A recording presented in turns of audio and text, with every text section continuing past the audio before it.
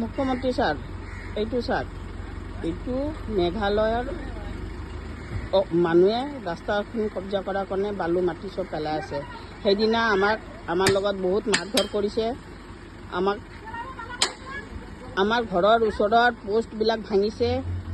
এইখিনি পুখুৰী হ'ল অসমত, সিহঁতে মেঘালয় কব্জা কৰিছে। এইখিনি ৰাস্তা অসমত, এইকেইটা ঘৰ অসমৰ মানুহ, সিহঁতে এইখিনি এতিয়া কব্জা কৰাৰ কাৰণে ইয়াতে কব্জা কৰাৰ কাৰণে এতিয়া ইয়াতে বালু পেলাই আছে।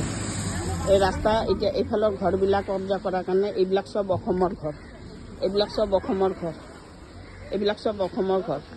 এইটো ছাইডটো গোটেই মেডিপাট্টা, অসমৰ মেডিপাট্টা মাটি, এইবিলাক ঘৰ অসমৰ মাটি। এই ৰাস্তা হ'ল অসমৰ। পুখুৰীটো মেঘালয় লৈছে।